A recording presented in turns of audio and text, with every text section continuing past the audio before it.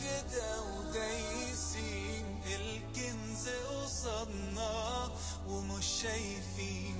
مش بس يكتب ده دليل وطريق ويحن عليك ساعة ما تضيق، وفي عز الوحدة بيبقى صديق. يا نور على نور ازاي مهجور وانت البلسم لجراح وآلام. يا رسالة من المولى تعالى محفوظة وعايشة مدى الأيام.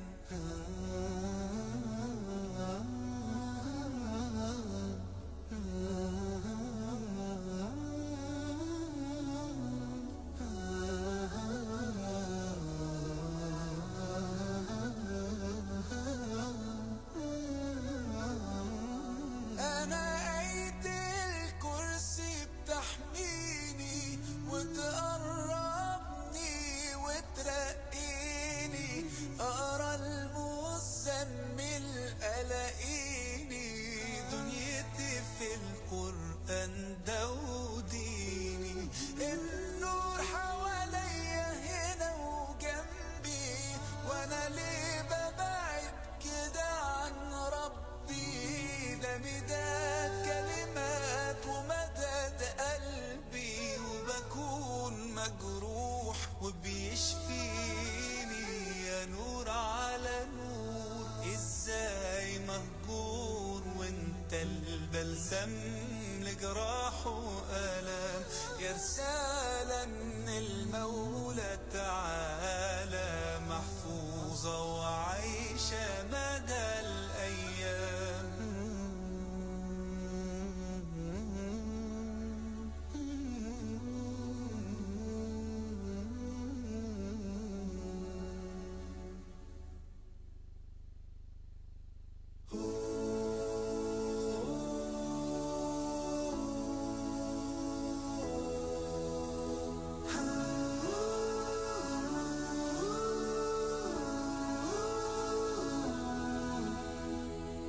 You're the reason my life's worth living. You're the reason I'm alive. I'd be lost without you. You're the reason that I strive. You're my destiny. You're my reverie. You're the reason that I breathe. You are all that I believe.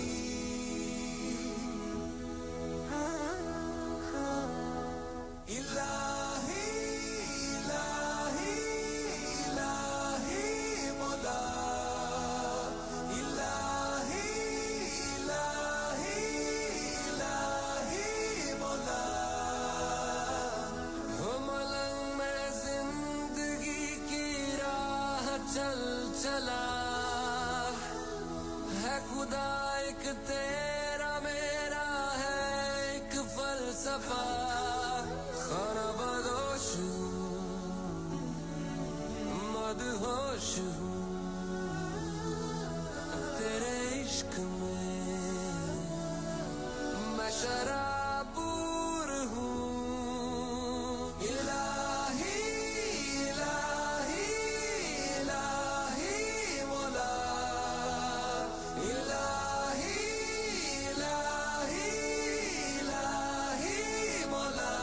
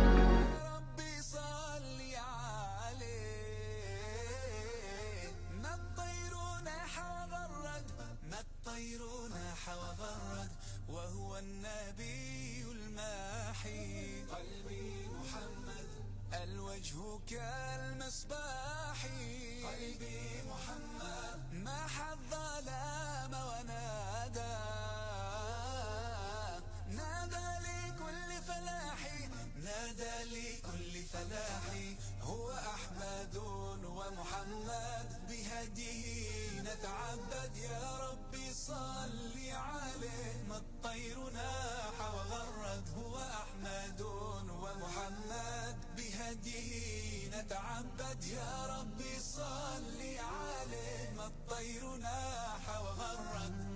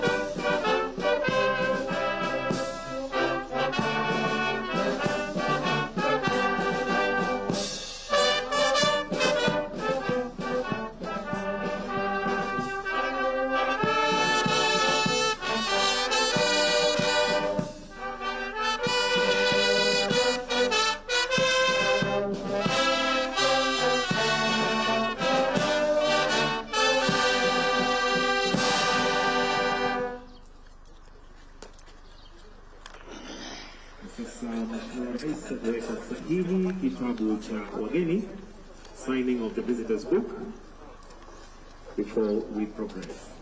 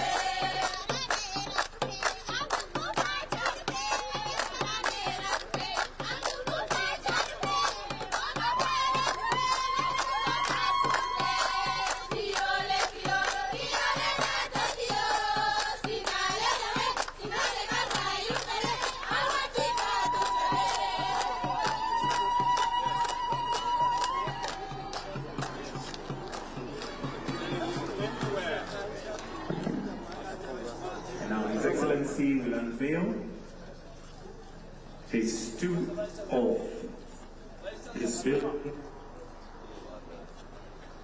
Tupigie makofi tafadhali.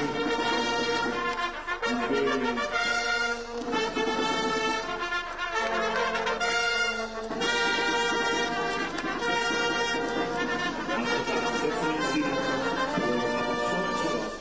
of the building that has been unveiled and some of the subjects that here and there.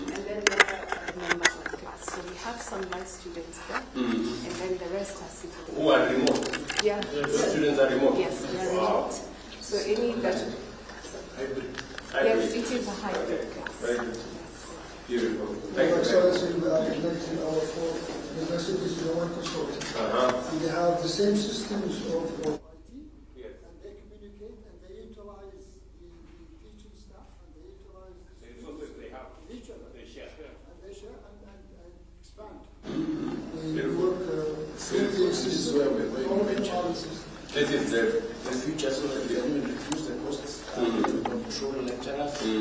For example, because we must do many things. We have things, we have lesser lecturers that you utilize the resources that much more. It's the future. Thank you. Okay. So which class is this now?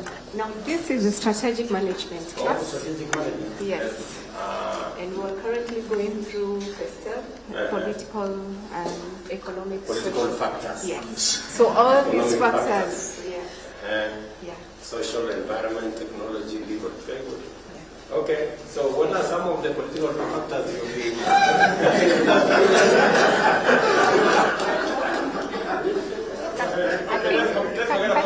Let's talk about the economic factors. Sorry. My name is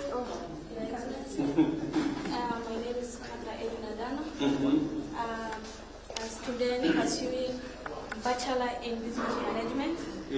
Business Management. Yeah. Specializing in finance. And these political factors are how our government's actions and political stabilities affects the business organization and the economy at large. These political factors include the taxation policy, the government stability, the wars and conflicts. Like it can be the internal within our country or the international wars, like Russia-Ukraine war, how it affects our daily business activities. That's good. These political factors matters in our daily business activities because it determines the investment attractiveness. It also helps us to plan the daily strategies, like in planning in taxing plan, how we plan to start your business, such things. So you take into account some of those factors? Yeah. Taxation, stability, predictability, you know, that is the business environment. Yeah, that's right. Very good. Okay. Okay, and what are some of the economic factors that somebody else can tell me some of the economic factors you people are learning about?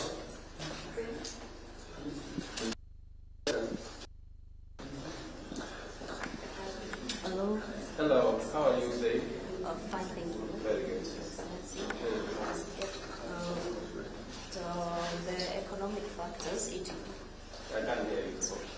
the economic factors, it deals with everything related to the financial aspects, such as the inflation, interest rates, unemployment, and many others.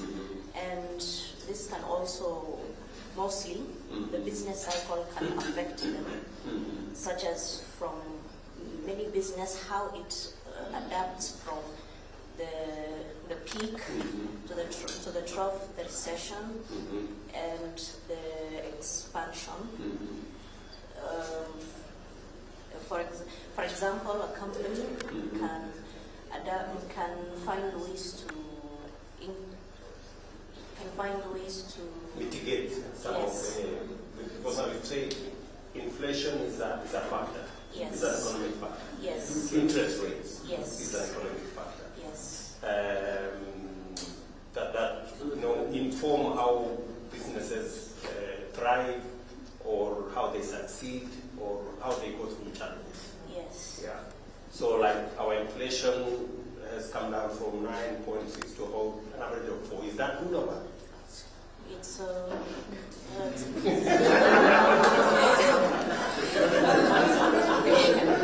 That's extremely good. Interest rates have also come down from an average of 18 to about an average of 14. Is that going in the right direction? it's going in the right direction. Okay. Okay.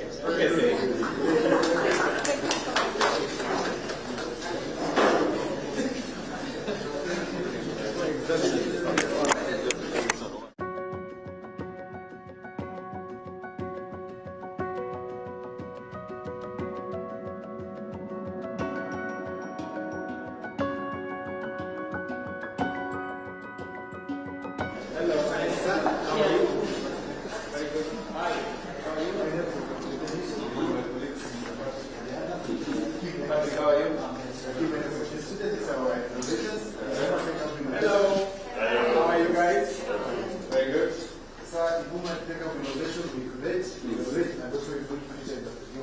We have 3 key projects that we line the development agenda in health, agriculture, and affordable housing. Welcome. His Excellency, my name is Nora Kasim.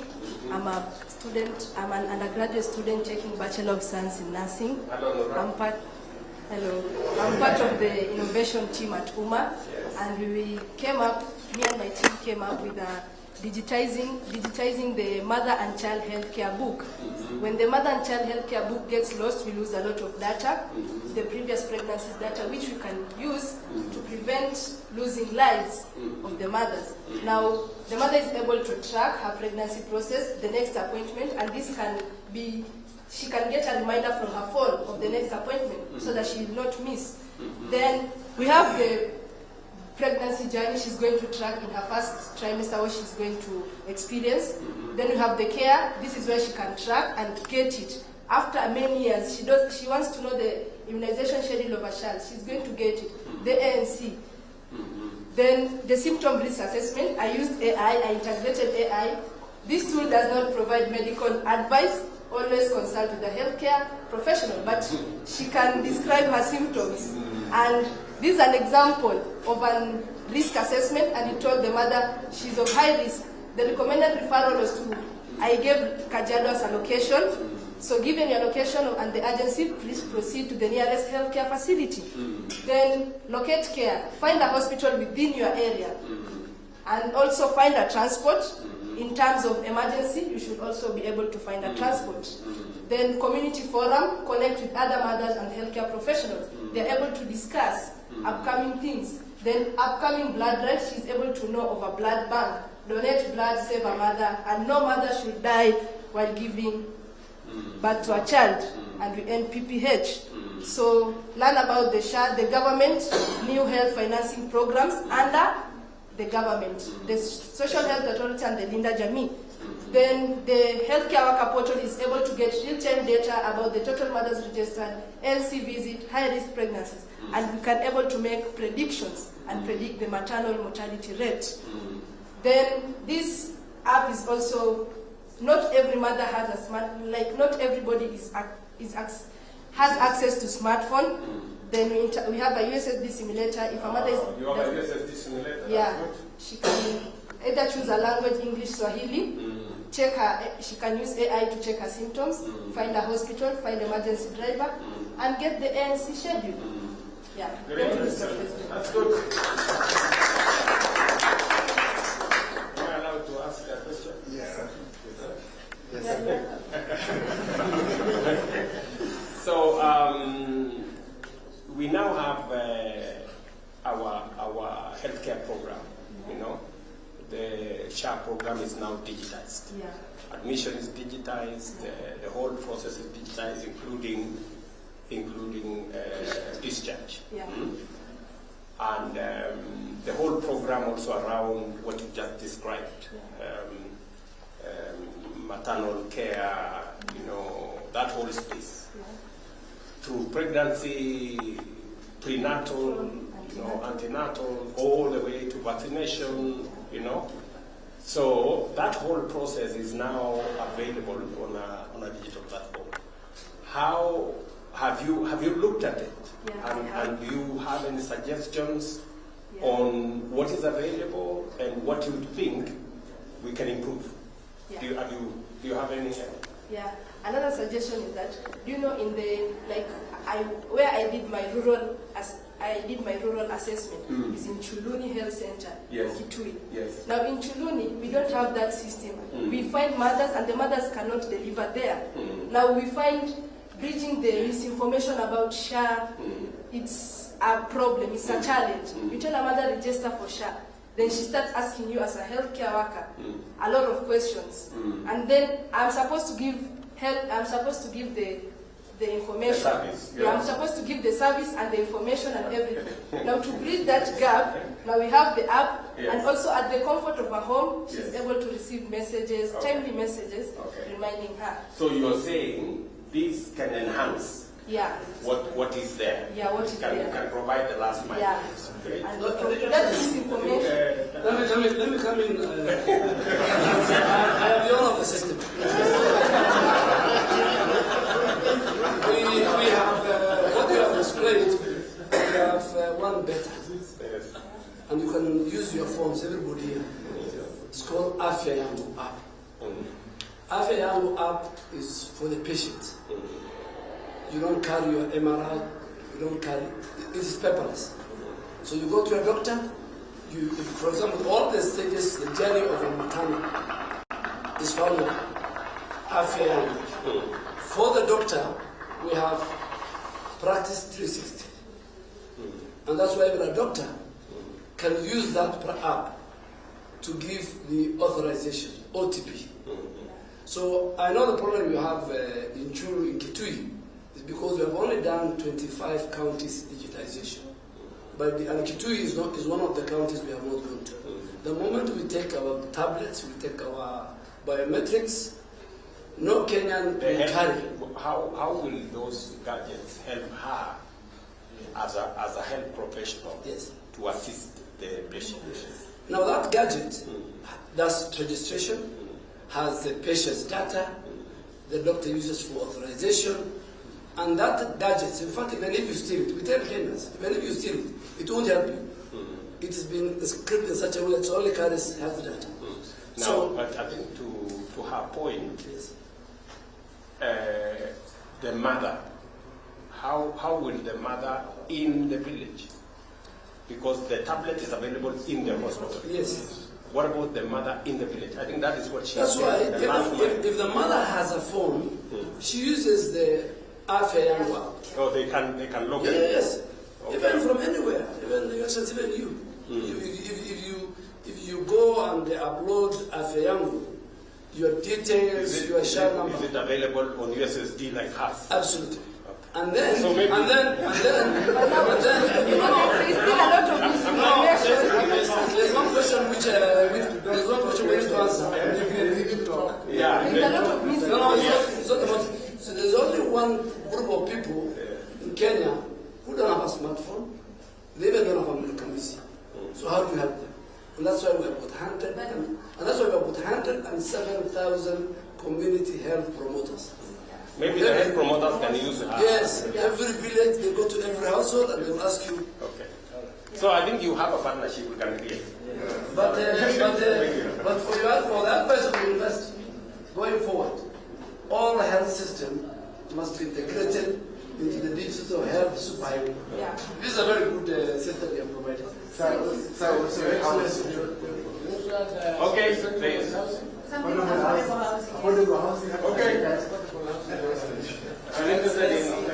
My name is Edison Mondo. Yes. I am a student undertaking Bachelor in Computer Science. Very good. Doing a specification in software engineering. Okay. It is a pleasure to meet you, sir. Thank you very much, my friend. So I hereby present you a decentralized housing registration system. This particular system works on a blockchain technology. I'm targeting the affordable housing program, where each and every Kenyan should embrace this particular program. So how does it work? We are bringing safe and secure registration and secure transfer of entitlement, which is ownership among these beneficiaries, using secure platform and using smart contracts in this particular platform. So how does it work? How do I ensure safe registration? I am using a hierarchy from a super admin to an admin to the owner. So a super admin registers an admin using the wallet address. And now the admin registers an owner and the property details too, using the owner's address. Now, after the owner is registered, they can access their user dashboard and the property which is registered to that particular owner under their own wallet address. This wallet address is provided in a blockchain technology, are unique and therefore safe and secure. Now, on the transfer of entitlement part, when an owner with the property listed under his own wallet address wants to list this particular property, and other owners can obtain this property. One, they list it on the marketplace, it is available. The second user will now see this particular property, request for buy, and now the request is pending, and therefore the first owner is going to accept this request. Now he's willing to transfer this particular project. After transfer, as you can see, the first owner's account, there is no property because it has been transferred. It is a smart contract that has been executed, and therefore on the second owner, he has now two properties. If you can see the property number, it is the same as the one the first owner had. The one which was on sale. Yeah. The one which was on sale. Yeah. So we have this each and every action on this particular system has a gas. Reason because I'm using Ethereum as a particular blockchain and cryptocurrency. Now, each and every transaction, this actually means that this particular system, once it has been integrated within the system, it can actually generate revenue. These are the accounts. These are the wallet addresses that have been used in this particular prototype. And these are the smart contracts that have been executed in this particular prototype. So, sir, will you join me to make a happy nation? I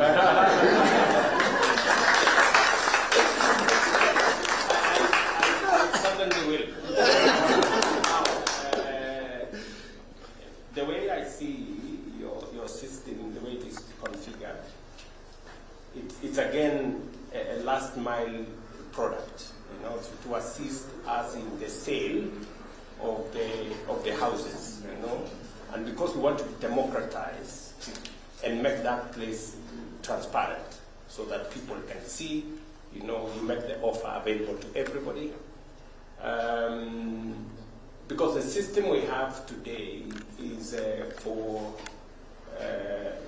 if you go to *832# yeah, that is Bomayangu, then I would want you to think, how do you, I want you to go to Bomayangu, yeah, I think it is *832#, yeah, you check what is available on Bomayangu, and then tell us what improvements you think can be made in that space. Because we are now moving to the next level. More people are, more units are now available to the public to buy. And therefore this system, which is the system for, it's like an agency system, it will now come into play. That now it is the process of identifying the buyers. And we have an algorithm that makes sure that you can only buy a house once. You cannot buy another house until everybody in Kenya has bought one. So that, because that's the logic of affordable housing or social housing. And also because we want to also create equity, right? And every buyer is going to be assessed. The people with the lowest ability come first, so that we can be able to deal with the people in the more vulnerable people in that space, especially for social housing. And then we have affordable housing. And then we have also available for people who want to buy market rate houses. So I would want you to think about, log into Bomayangu, look at it and suggest to us any improvement we can make from there. Would you do that? I will do that, certainly. Yeah? Yeah, So. Good luck.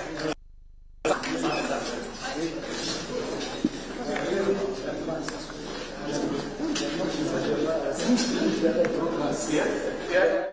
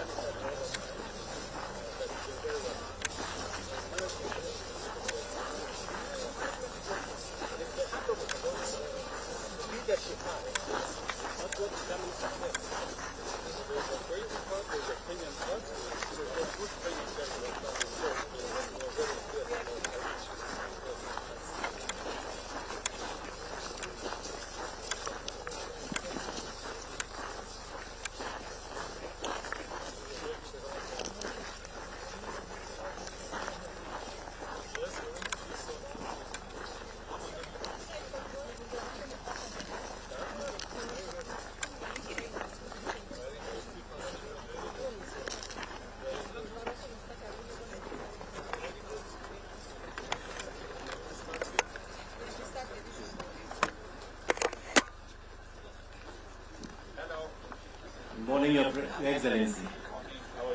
I'm fine, thank you. My name is Michael Cairo, and I'll have the honor to take you through the proposed School of Engineering Design Concept. First, I'll start with the master plan. The master plan has 3 color codes. We have yellow. These are pre-existing building. We call it phase 1. We have orange. This is phase 2 buildings, which we just commissioned. And we have a future proposed development. We call it phase 3. But they are marked in gray. For the proposed School of Engineering, it's part of the future development of the university. The proposed location, it sits on this area, which is 3 acres. I'll take you through the floor plan layouts. We have 3 blocks: Block A, Block B, and Block C. Block A will house 3 programs, which are computer and software engineering. We'll have electrical and electronic engineering, and biomedical engineering. For Block B, we'll be housing 4 programs, which are mining engineering, civil engineering, geospatial engineering, and environmental engineering. We also have Block C. This will be housing the lecture halls, staff room, and faculty offices. The building is 3 levels: ground floor, first floor, and second floor, with a total area of 11,600 square meters. It has 3 levels, which is as per the guidelines of Engineers Board of Kenya. And these are the pictorials of the final view of the building once it's complete. This is the front, the side. Because we'll be housing the labs and the workshops. Because of the weight of the machines, the Engineer Board of Kenya, they recommend we do at least a maximum of 3 levels. Thank you, man. Thank you, Excellency. Excellency will now proceed to the unveiling of the plaque for the School of Engineering.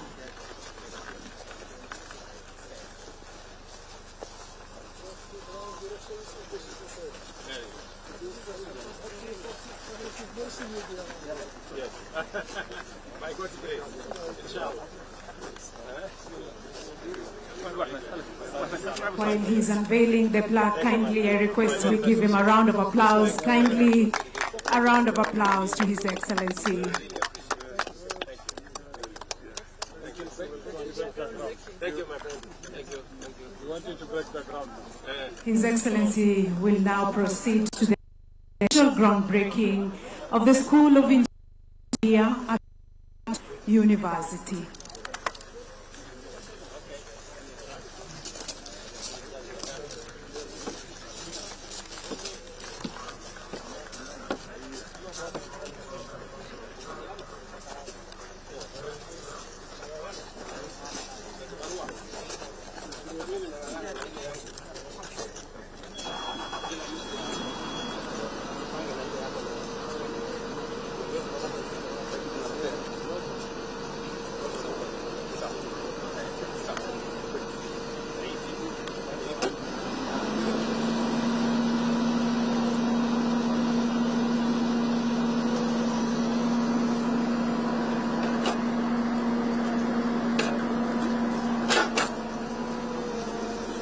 Wakati ambapo anachimba ardhi, Mheshimiwa Rais, naomba tafadhali tumpe makofi, a round of applause to His Excellency as he groundbreaks the construction of the School of Engineering here at Umma University.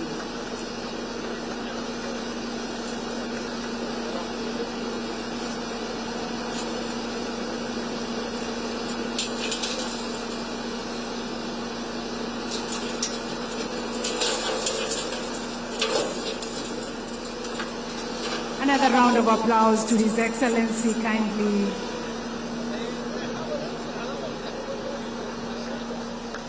It's now official.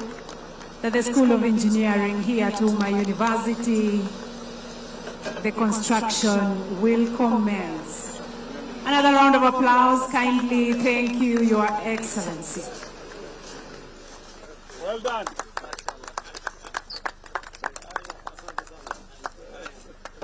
Thank you, Your Excellency. Well done. I have been doing so many of these things. I just need somebody to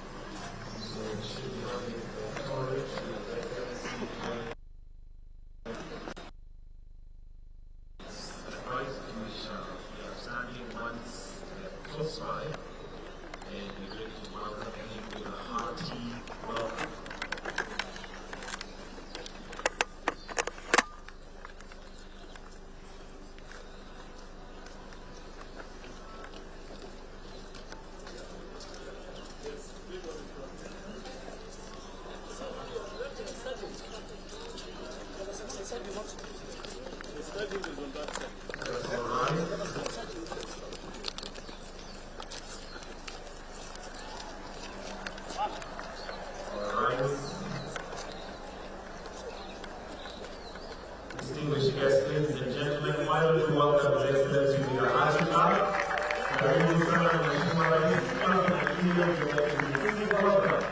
Welcome, Your Excellency.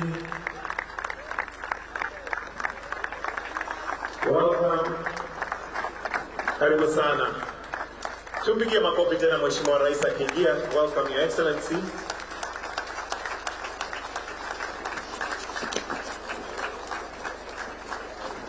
And I'll humbly, respectfully request that you remain standing as we shall start prayer. And I will invite Abdul Latif Abdurrahman to lead us in a prayer. Welcome, sir.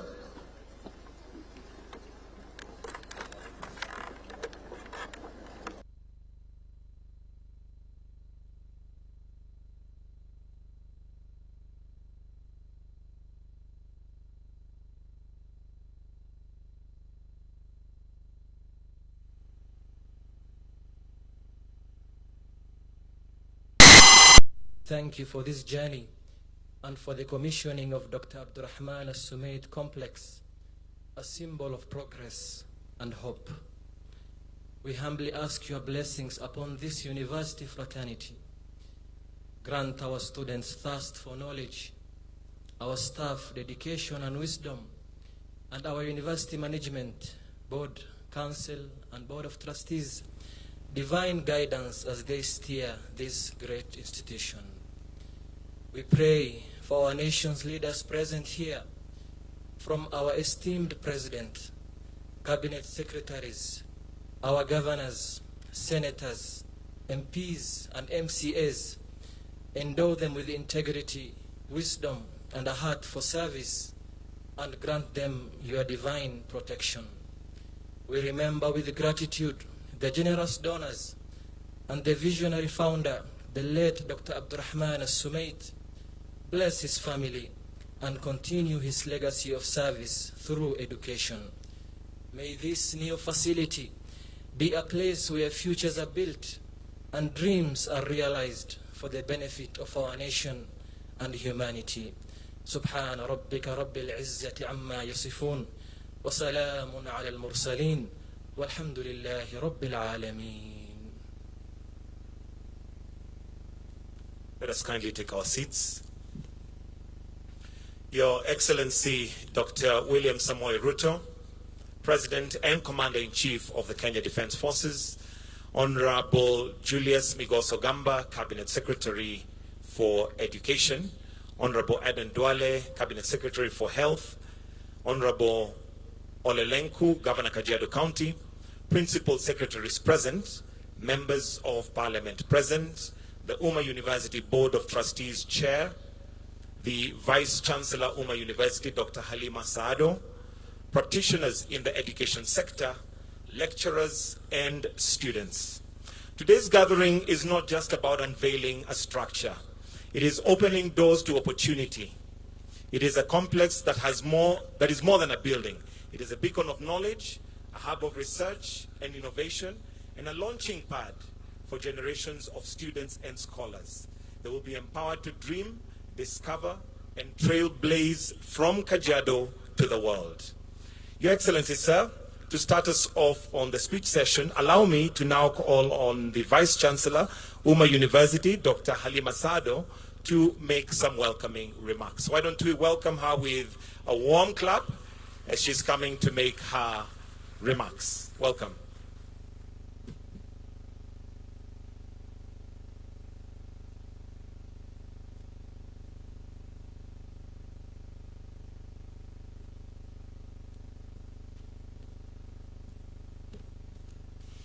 Your Excellency, sir, Dr. William Samoei Ruto, the President of the Republic of Kenya and Commander-in-Chief of the Defense Forces, our CS of Education, Mr. Julius Migos, our CS of Health, Honorable Joale, our ambassadors here present, the members of Parliament, the governors, our dear donors, distinguished guests, staff, students, ladies and gentlemen, Assalamu alaikum wa rahmatullahi wa barakatuh, and good morning. I believe it's still morning. A very warm welcome to Umma University. It is both an honor and a joy to host you here today for the official commissioning of Dr. Abdurrahman Al-Sumait Complex here at Kajiado campus. This is a historic occasion that marks not only the physical growth of our institution, but also the strength of the partnership that enables us to reach this important milestone. Allow me a profound gratitude to our partners and donors from Kuwait, and in particular, Direct Aid Society. Your generosity has been central to the realization of this project. What we are celebrating today is far more than bricks and mortar. It is the creation of spaces where knowledge will flourish, innovation will thrive, and generation of students will be empowered to pursue their dreams. Dr. Abdurrahman opens new possibilities for possibilities. We are now able to broaden our academic offerings to include new programs in health sciences, engineering, and technology, while strengthening our existing courses in Islamic studies, business, education, computer, nursing, and social sciences. This development positions Umma University as a comprehensive institution committed to excellence and aligned with Kenya national development priorities. As we officially commission this phase, I warmly welcome you all to share in our vision, a vision of a university that is inclusive, transformative, and dedicated to service. Together, with the continued support of our government, partners, and community, we will ensure that Umma University is a beacon of learning, integrity, and opportunity for Kenya, the region, and the wider world. May this building stand as a symbol of what is possible when compassion meets conviction and when education is embraced as the highest form of service. May Allah bless Umma University, the Republic of Kenya, and everybody who is present here. And at this point, I will invite our Chancellor, Dr. Abbas Guled. Thank you, all of you.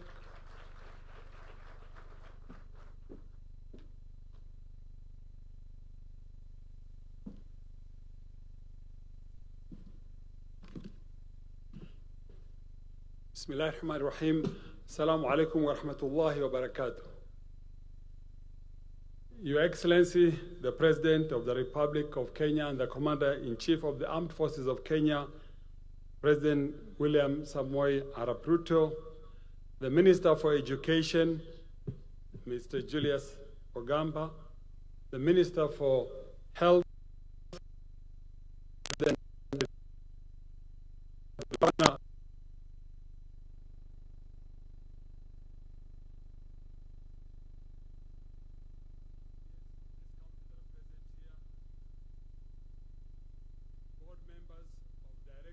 who are here, and the guests and visitors who have come from Kuwait and from Saudi Arabia, the board members of Umma University here in Kenya, distinguished ladies and gentlemen, good morning.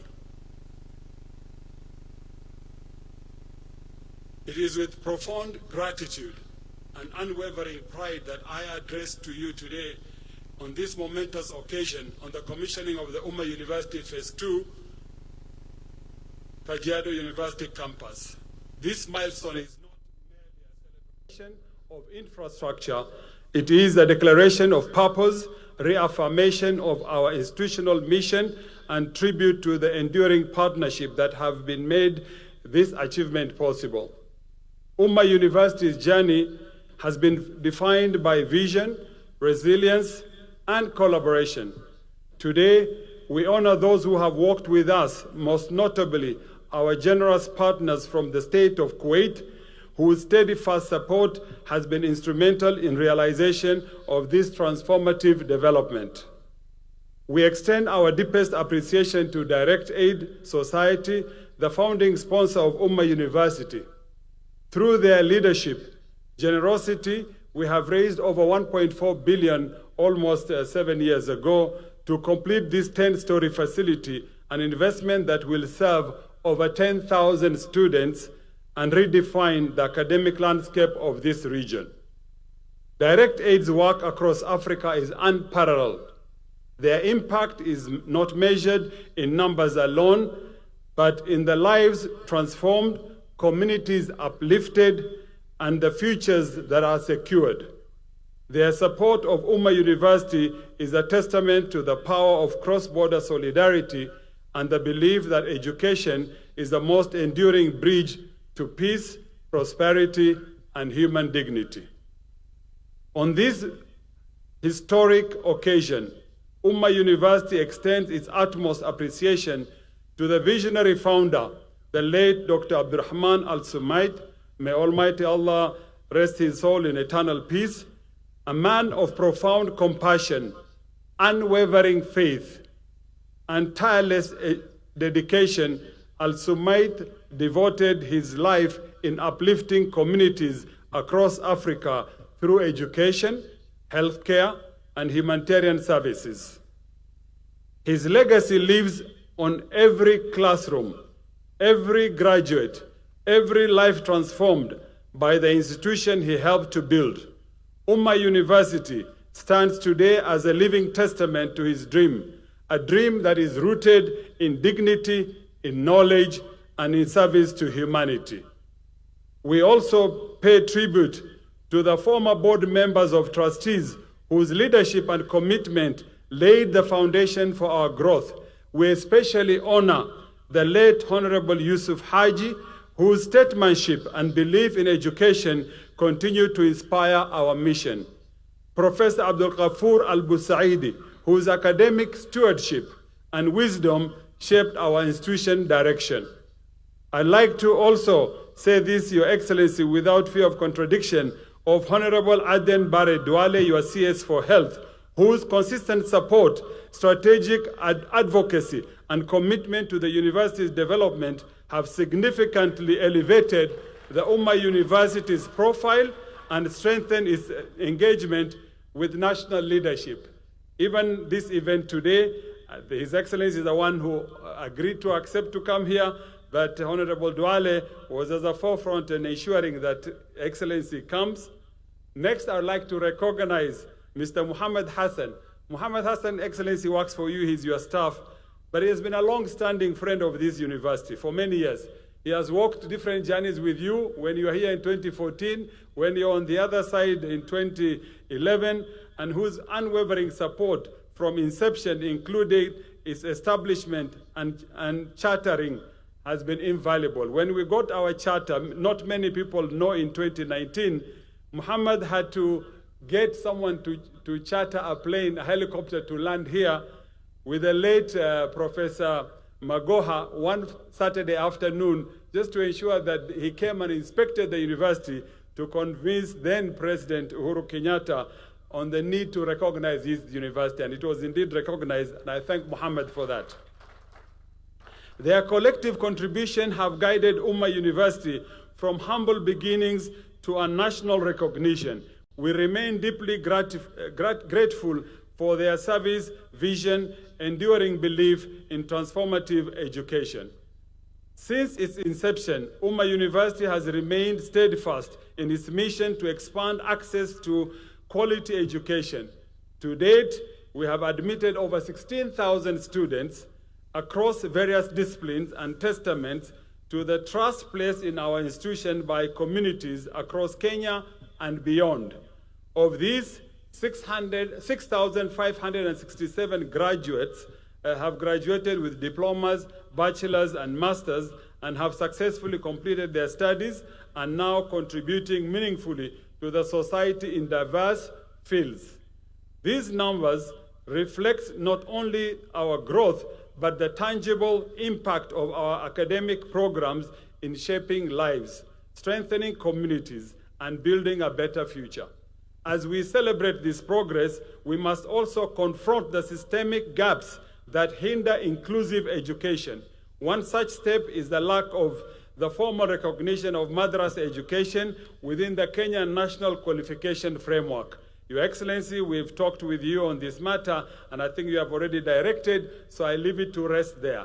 We respectfully call upon His Excellency that the relevant authorities officially integrate Thanawi qualification to the highest level of Islamic secondary education into the Kenya National Qualification and Authority KNQA framework, and I know you've already, as I said earlier, directed on this matter. This reform is not only overdue, it's essential. It will enable thousands of madrasa graduates to access higher education and professional pathways. And it will affirm the value of an educational tradition that has instilled discipline, ethics, and scholarship for generations. As we mark this important milestone, we must also confront the pressing financial realities facing universities across our nation. From Umma University, the outstanding obligation totaling to 828 million as of the financial year 2024-2025 continue to exert significant pressure on our operations. To date, Umma University has admitted 1,387 government-sponsored students. Of these, 748 have graduated. These liabilities constrain our ability to invest critical infrastructure, upgrading of laboratories, and support of welfare of our students. Your Excellency, we respectfully appeal to you for your intervention in facilitating the settlement of these pending obligations. Resolving this matter will not only stabilize our institution, but also reaffirm the government commitment to strengthening higher education as a driver of national development. Financial sustainability is not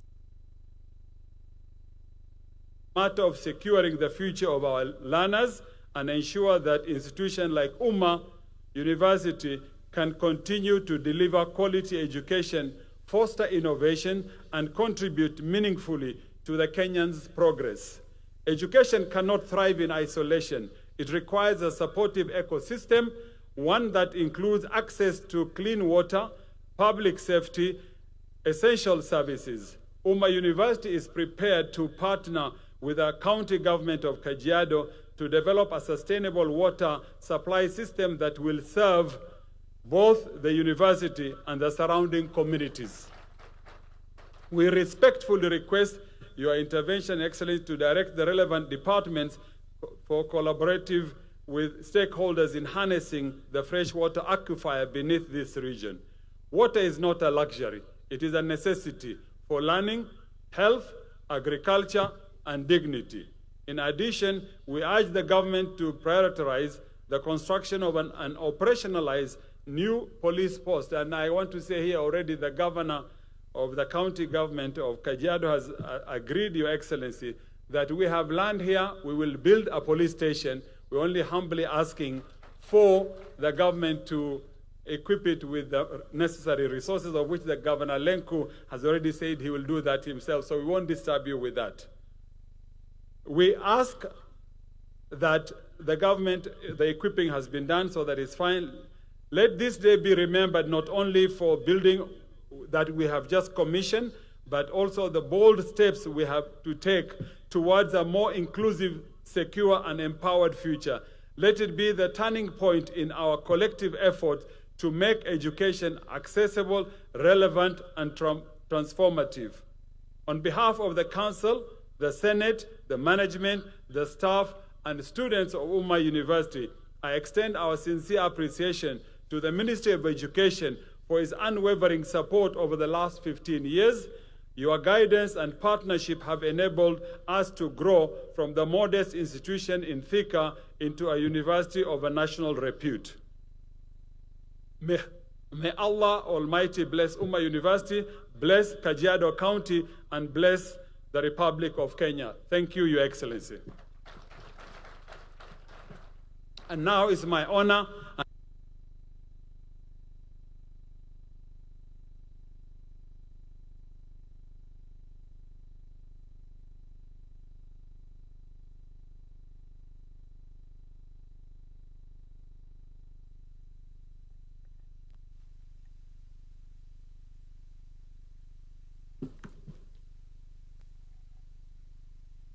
Bismillah ar-Rahman ar-Rahim. Your Excellency, Dr. William Ruto, President of the Republic of Kenya, distinguished guests, Mr. Abdullah Al-Fahad, representing Kuwait Embassy, staff, students, ladies and gentlemen, Assalamu alaikum wa rahmatullahi wa barakatuh. Khabari. It is a profound honor to stand before you today on behalf of Direct Aid Society from the state of Kuwait. Your presence, Your Excellency, is a powerful testament to the importance of this occasion and to your unwavering commitment to the future of Kenya youth.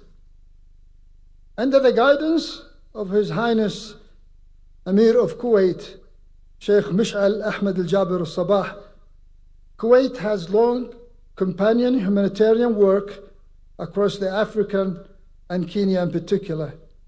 At the heart of this journey stands Direct Aid Society, whose enduring commitment to education across Africa has transformed lives, communities, nations, and founded in Kuwait and guided by the belief that education is the highest form of charity. Direct Aid has become a lighthouse of hope for millions. Direct Aid Society, founded on the behalf of the education, believing that education is the highest form of charity, has become a beacon of hope across Africa. We operate in 32 countries. We have built 9 referral hospitals, 370 healthcare centers, 372 schools, and support 4 universities, serving 110,000 students.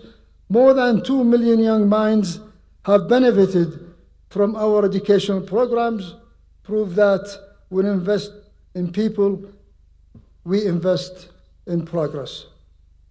Here in Kenya, Direct Aid Society has made one of the most profound and sustainable commitment. We have built over 50 schools, supported more than 10 orphanages, and launched vocational training programs in at least 15 counties, equipping youth with practical skills for a changing world. Since 2018, our educational loan program of Umma University had enabled hundreds of students from low-income families to pursue higher education through interest-free loans and partial grants. From Garissa to Eldoret and from Mombasa to Marsabit. Our footprint is visible in classrooms, communities, and in the future to shape the future and help to shape it to a better place to live. To date, Direct Aid Society has invested over Kenyan shillings 5 billion in the development of Umma University. This funding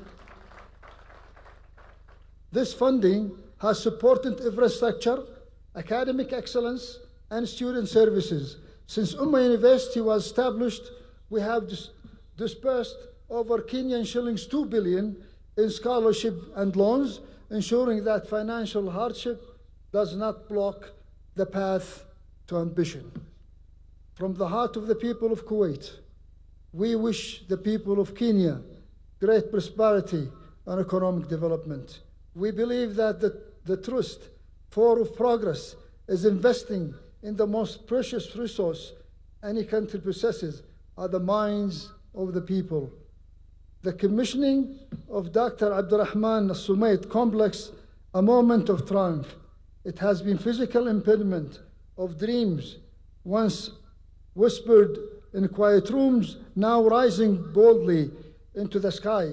This 10-story marvel is not just a concrete and steel, it is sanctuary for learning and cradle of innovation, and promise to every young mind that walks through its gates, you belong, you matter, and you will rise. Therefore, our support for this new face of Umma University is not merely as a donation, it is strategic investment, an investment in the future, in engineering, who will build sustainable infrastructure, future of doctors, who will safeguard public health, and the future of innovators, who will drive the economy, and the future leaders, who will guide Kenya to even greater heights. Today, we inaugurate Abdurrahman Sumait Complex, our founder, the visionary, who laid the first stone in this dream to become a reality. We need to keep in mind of Dr. Sumait in our hearts and minds of many generations that will continue to learn and research in this great institute. You are beloved donors who make our work possible. Today, we honor you. Your contributions are not just financial, they are transformational. You have invested in the minds of the African youth, in the strength of its institutes, and in the promise of a better tomorrow. You may never meet every student whose life has been changed, but know this, your kindness echoes in every classroom, every graduation, and every act of service that begins here. You have built more than university, you have built legacy. Your Excellency, please give me the permission to translate what I have said to the donors. إلى أحبائنا المتبرعين الذين ساهموا في نجاح عملنا. اليوم نكرمكم، مساهمتكم ليست مالية فحسب، بل هي مساهمة فعالة. لقد استثمرتم في عقول شباب أفريقيا وفي قوة مؤسساتها وفي وعد بغد أفضل. ربما قد لا تلتقون أبدا بكل طالب غيرتم حياته، لكن اعلموا أن عطاءكم يتردد صداه في كل فصل دراسي وكل حفل تخرج وكل عمل خيري يبدأ هنا. لقد بنيتم أكثر من مجرد جامعة، لقد بنيتم إرثا. The students here, you carry the hope of your families, your communities, and your nation. Fill these new halls with your ambition and your intellect. Let this space empower you to build a future that is as bright and promising as the Kenyan horizon.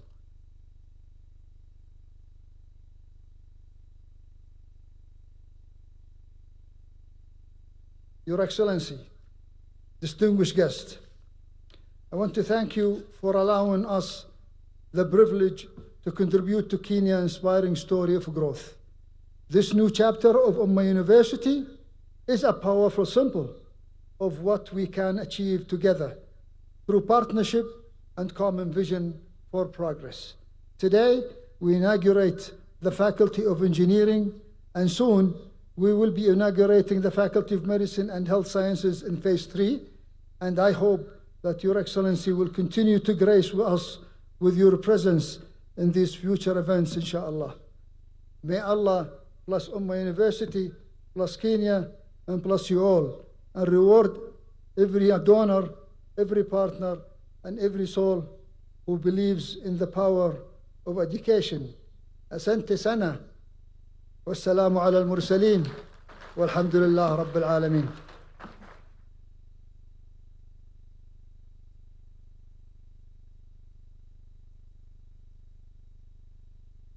It is now my pleasure, Your Excellency, with your permission, to invite the governor of this wonderful county, His Excellency Olelenku, to come and make his remarks and also recognize the leaders that are present. Why don't we welcome him with a warm clap?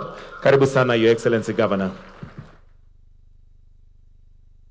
Asante sana. Your Excellency President William Ruto, the Honorable Cabinet Secretaries, CS Migos and CS Duale, the leadership of Umma University, Dr. Abbas, and your fellow leaders here, the leaders of Kajiado present here, our Deputy Governor Moshisho, mbunge wetu Sunkuya, our Speaker Justus Ngosor, Dr. Ngedienye, and our Honorable MCS present, distinguished ladies and gentlemen, good morning. Good morning. Habari za asubuhi. Your Excellency, allow me to congratulate Umma University on the commissioning of Dr. Abdulrahman Al-Sumeid Complex and the groundbreaking of the School of Engineering, Phase 3 of this university. And on the same breath, thank you, Your Excellency, for coming to Kajiado this morning. The Kajiado family is happy to welcome you. We are grateful for the conversations we have had, and we are grateful for the support we continue to receive as a county government from your government. And I wish to echo, Your Excellency, that Umma University is a wonderful friend of Kajiado County, the people of Kajiado and the people of Kenya. As I have shared with you earlier, that we have a very close working relationship with the university. Time and again, I have come to their halls here to attend functions that we carry as a county government. And I want to laud and emphasize the partnership we have with their School of Nursing, where their students practice at our referral hospital here in Kajiado. And that a number of Kajiado families have found support by the university here through their social programs. And this morning, Your Excellency, the Chancellor and I had a conversation to discuss about agriculture, where I committed that our demo farm here, they can use it as a university to demonstrate the best practices in agriculture and livestock re-engineering. As you are aware, Your Excellency, the county government is pursuing its vision of transformation through our Livable Towns program, our modulated pastoralism, where we are engineering our pastoralism so that we adapt with the modern times in our pastoralism. And education is a key anchor in our journey as a county government, and we have found a wonderful friend in Umma University. Your Excellency, I wish to bring to your attention that our number of your transformative programs are also happening in Kajiado and are bringing great relief. Our markets, 15 of them are coming to fruition. Our affordable housing are at an advanced stage. And we are soon going to have our people do their trading in urban centers in decent spaces, as opposed to where before people will go to those markets with gumboots. We want to thank you, Mr. President, for that transformation agenda. We support the agenda. We are proud as Kenyans to see the most vulnerable members of our society receiving your support through the Affordable Housing Program, Mr. President. I wish also, Your Excellency, to thank you for accepting to meet the leaders of Kajiado tomorrow to discuss our other development agenda. And I wish to emphasize that the third edition of the Ma Culture Week is forthcoming. You attended the one in Masai Mara and Samburu, and we are grateful that you have confirmed to attend the Kajiado version in Amboseli. And I want to invite the Umma family to join us in Amboseli as we celebrate the iconic Ma culture that has become the anchor culture for the cultures of this country, Kenya. And Mr. President, we thank you. Your Excellency, as I mentioned, the road leading to Amboseli, Imaroro, Mashuru, Isara need a bit of your hand. Thank you for accepting to recarpet it. And I want to assure the people of Kajiado that our president has graciously accepted to look into Imaroro, Isara road that has become a pain to our travel. Remember, Your Excellency, you are the one who came to launch that program when you are the deputy president. That road, sorry, not program. And so it is also your road. It is also your road, and we are proud that you have accepted that. Your Excellency, we are happy once more that our university, Umma University, is going to soon have an engineering School of Engineering that you broke the ground this morning. And Umma University, I want to commit that you have a friend in the Kajiado County government. You are our proud friend. You are our proud partner. Sorry, I did not, Your Excellency, recognize Honorable Mai Mai when I recognize the leaders. Mheshimiwa Mai Mai, thank you for being here. Your Excellency, this is a contested ground, but let me confirm that this is Sunguya's place. You know, Mheshimiwa Sunguya, hapa ni kwako. You know, ndio. And so, Your Excellency, we feel good in your presence. That is why we don't want to finish talking, but we appreciate your national engagements, and therefore, without much ado, I want to invite Waziri Migos to pick the program from here. Thank you, Your Excellency.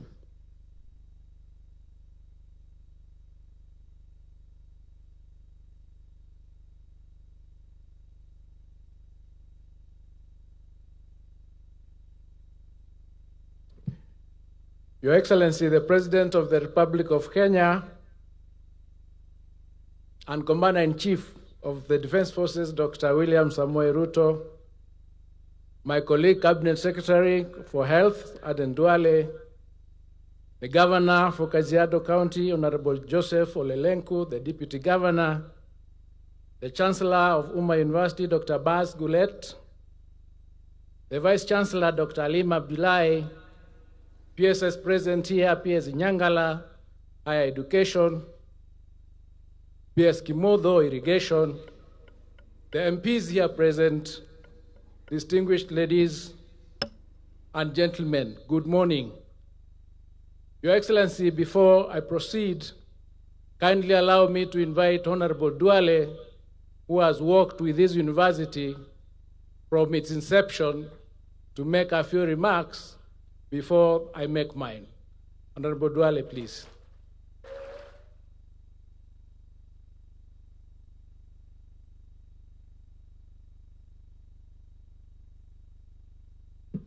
Your Excellency, the President of the Republic of Kenya and the Commander-in-Chief of the Kenya Defense Forces, my colleague CS Education and PS Education, PS Irrigation, the Governor of Kajiado and members of Parliament from Kajiado, the entire leadership, the founders and the donors of Umma University, the students, the lecturers.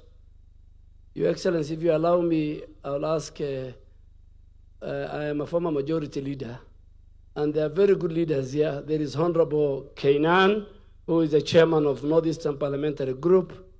There is Honorable Senior Farah Maalim.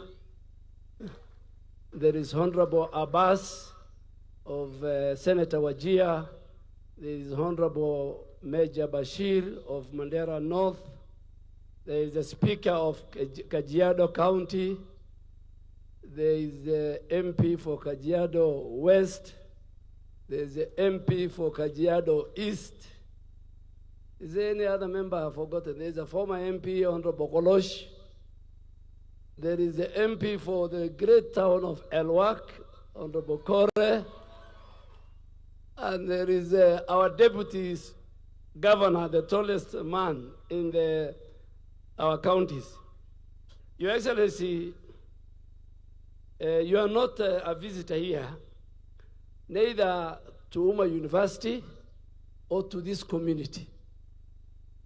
You went to Umma University as a baby in a small college in 2010 in a very dingy corner in Thika town. That day I was with you and I was saying, why did I brought the minister here? But you went because you believe in the equity and you believe in the people of Kenya and you believe in education. Then 2014, you came here, Umma University, and because you believe in progress and transformation, today you are coming here when Umma University is in a different league. It's among one of our best universities. So, Your Excellency, we don't take that for granted as a community.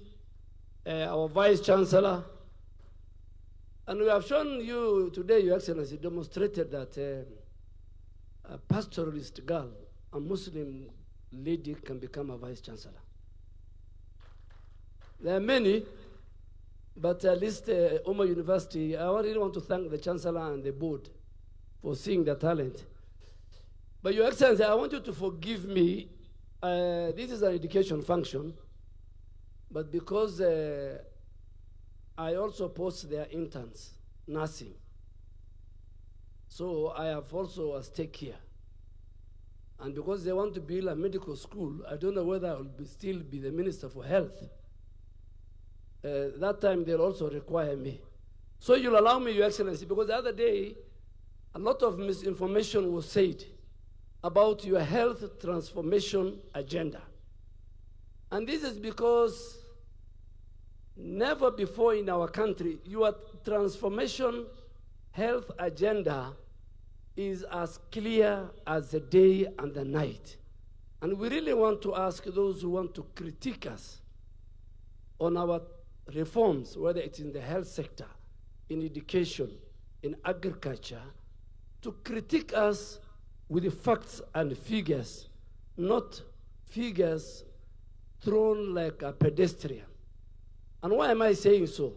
Today, as we sit here, under your leadership, 26.5 million Kenyans have registered to the Social Health Authority with Kajiado County, and the governor is here, over 470,000.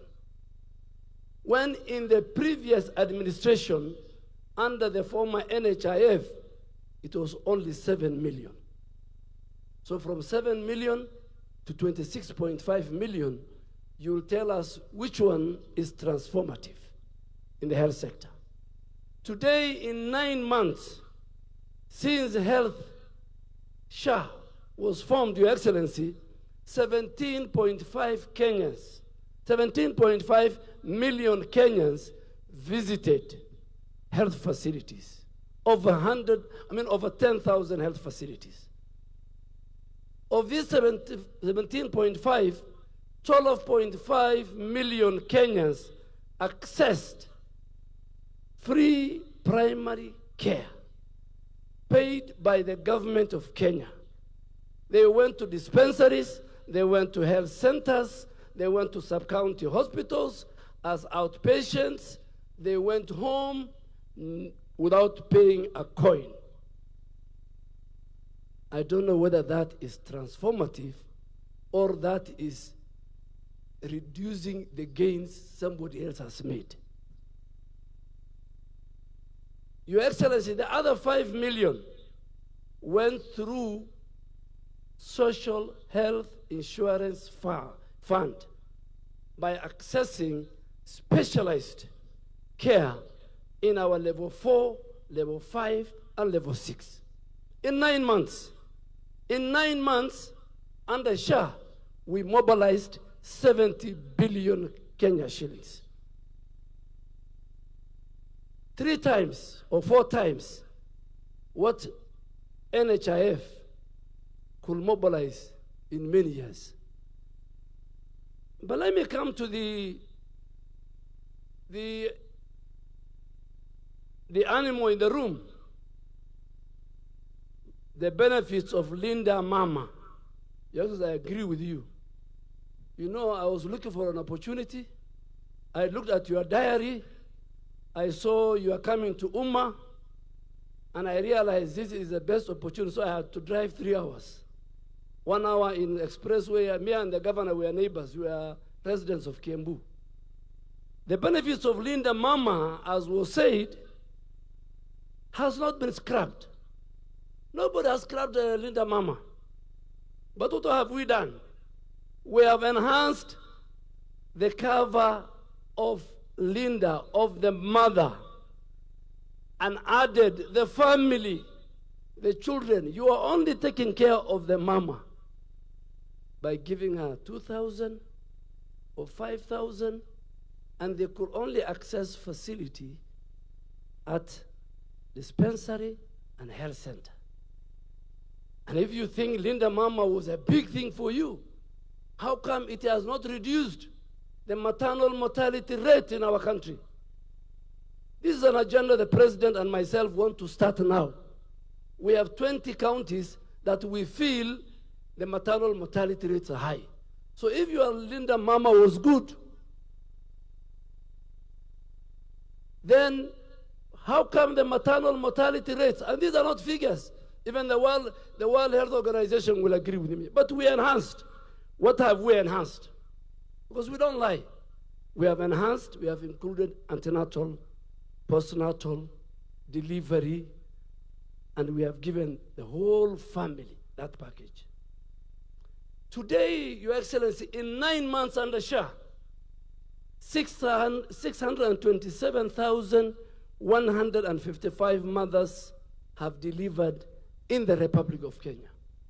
Our delivery is about 1.1 million. But under Shah, you know the mothers who deliver, the wife of the governor uses a very expensive insurance. She doesn't fall under Shah. She goes deliver, so I don't count. I'm only counting those who benefited from Social Health Authority, 627,000.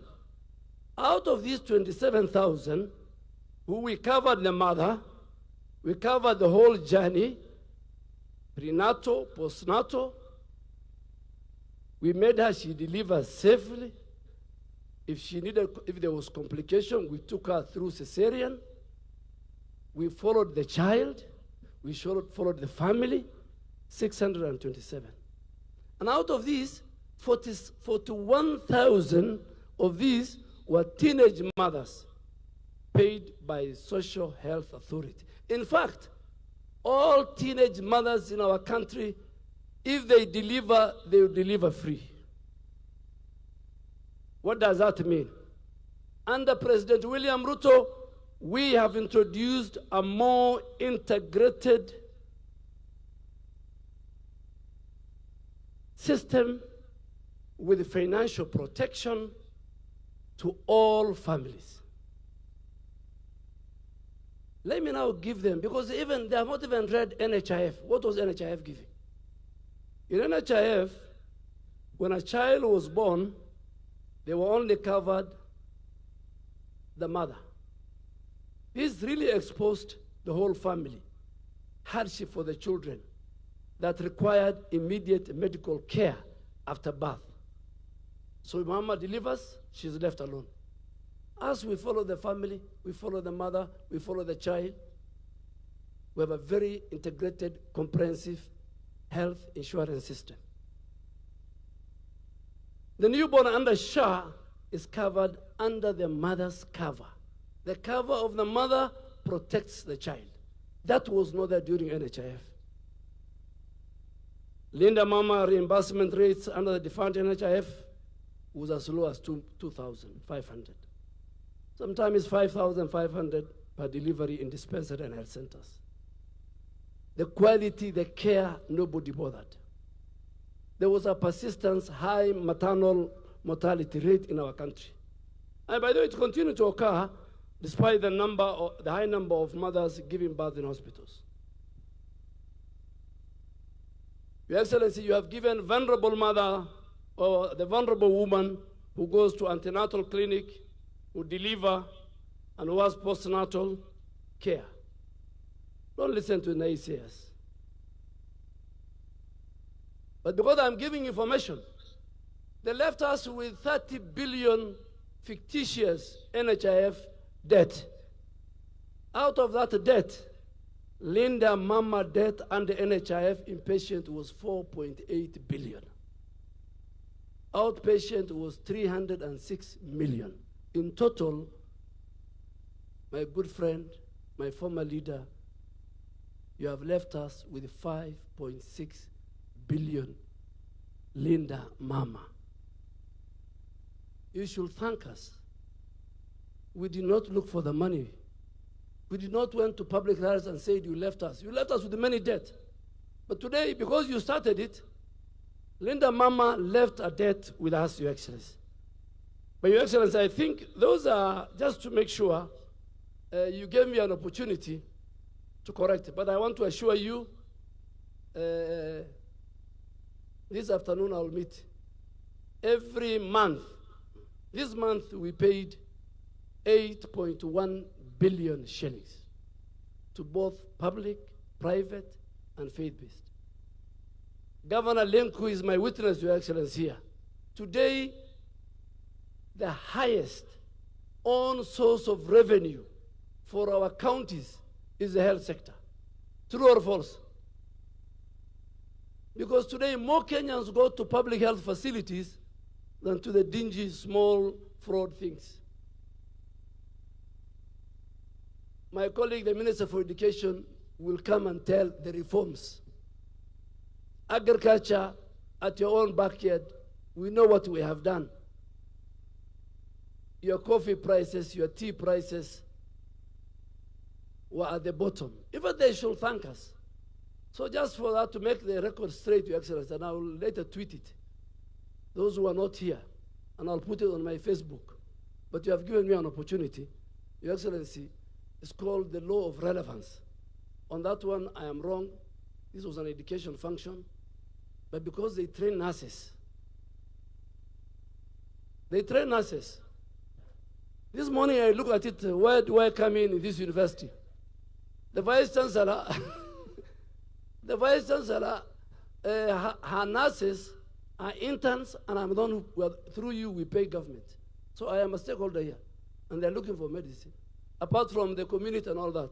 So, Your Excellency, that law of relevance, I think you'll forgive me, I think because of nursing, but I wanted to make sure and tell the people, those who are pedestrian. And finally, Your Excellency, first they said we are mobilizing this region, They said Ruto must go. They say, what these two, one term. Now, yesterday they started a new story.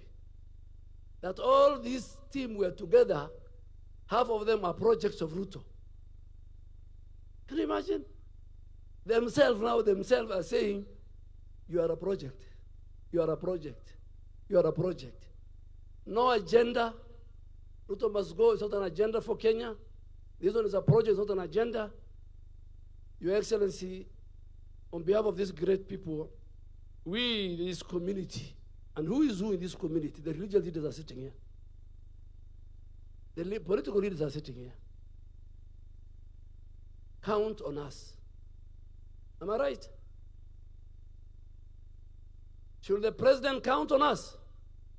Yeah. In 2015, he was told not to come here. But he said, these are my people. That's why their candidates are dropping. From Magarini to Banisa to Malava to where. And if you are a serious politician and you see at the rate in which your candidates are dropping, you must ask yourself a question. What is going on? Thank you, Your Excellency.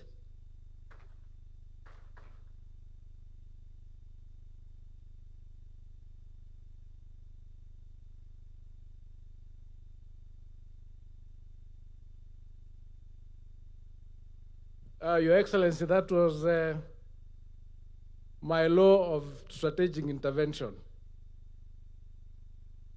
We are most grateful, Your Excellency, that you graciously accepted the invitation to commission the Dr. Abdurrahman Al-Sumait Complex and to break ground for the School of Engineering Phase 3 projects of this university. Your Excellency, your historic presence here is an honor, not just for the Umma University fraternity, but for the higher education subsector. This is evidence of the prime place that education occupies in your administration.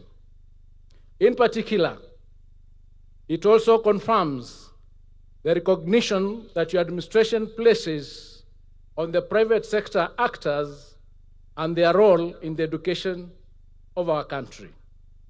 Private sector players, ranging from individuals to faith-based organizations, continue to play critical roles in expanding education and training opportunities for our youth. These investments have complemented the efforts by the government to promote access to quality and relevant education training of our institutions. These institutions, like Umma University, not only create access to quality training, but also instill value-based education in the students.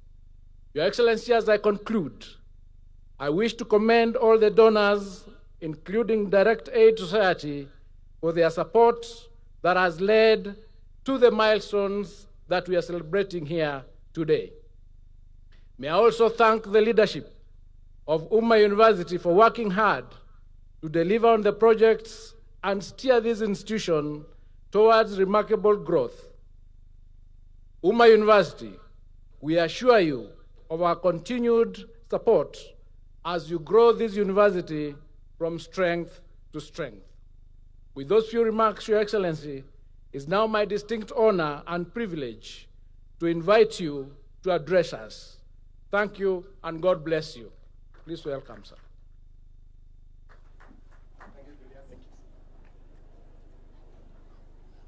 Thank you very much, Julius. Please, let's take our seats. Asanteni sana.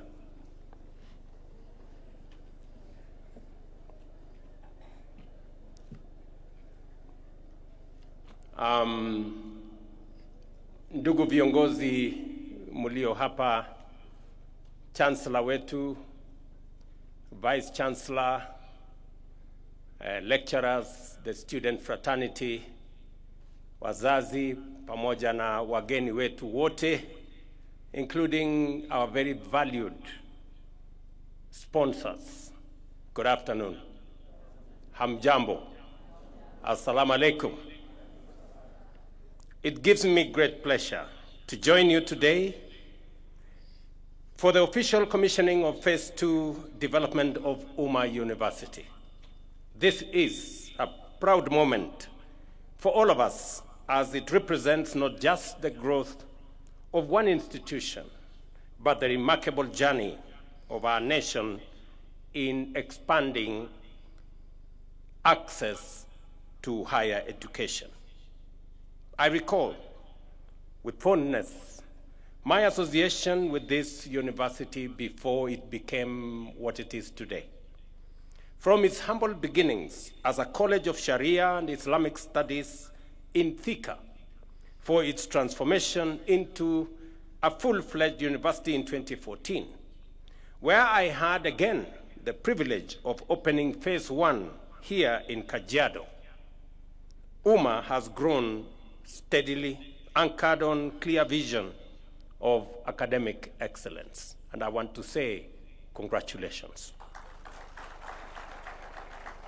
Today, with the completion of this 10-story building, an investment of more than 1.4 billion, we see yet another bold step forward.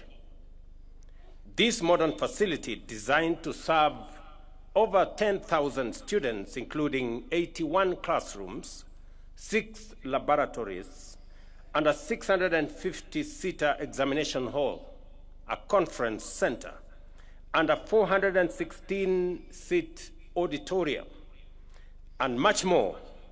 It is a symbol of ambition, resilience, and a deep commitment to nurturing future generations. Ladies and gentlemen, Kenya has made enormous strides in expanding access to higher education. Today, our country boasts 80 chartered universities, 30 of which are privately owned, and one of them being this great Umma University. Nearly 150,000 students are enrolled in private universities, representing about 23% of the entire university population. This underlines the critical role that private universities continue to play in complementing government efforts in education. Over the past 3 years, we have been compelled to undertake bold and far-reaching reforms to safeguard the sustainability of our universities and higher education in general. Not long ago, the subsector was in a serious crisis, with 23 out of the 40 public universities sinking into technical insolvency, threatening not only their stability, but also the future of thousands of students. I have heard you very clearly, Mr. Chancellor, that we owe you some money. And it is because we had a system that I had to take the decision to stop of sending students to private universities when we didn't have the money to pay for them. And we accumulated debts in our public and private universities to the tune of 120 billion. Just imagine. And it sunk many universities. A university in this county, no, in actually Machakos County, was actually closed. Scott Theological College University, sponsored by my church, the church I go to. We had to step in to go and salvage it from closure. Closed for a year. And many other universities suffered. Public universities, as I have told you, 23 of them were technically insolvent. They could neither pay their staff, nor their suppliers, nor even pay as you earn, or even other deductions, including that time NHIF.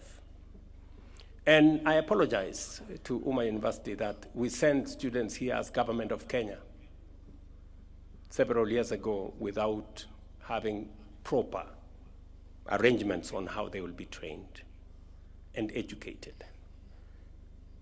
Ever since I came into office, I have not sent any students here. Because until I have the money to pay for them, I will not send you any students. And I'm just figuring out how to pay the debts that you have told. And you are not the only one. I have, as I told you, the government of Kenya owes different universities to the tune of 120 billion. In fact, some of the universities are in serious dire straits. Through decisive action, we strengthened governance in our universities, restructured financing, and introduced the student-centered funding model, a game changer for higher education. Scholarships and loans are now awarded on the basis of need, ensuring fairness and equal opportunity for all Kenyan learners. University fees have been reduced significantly.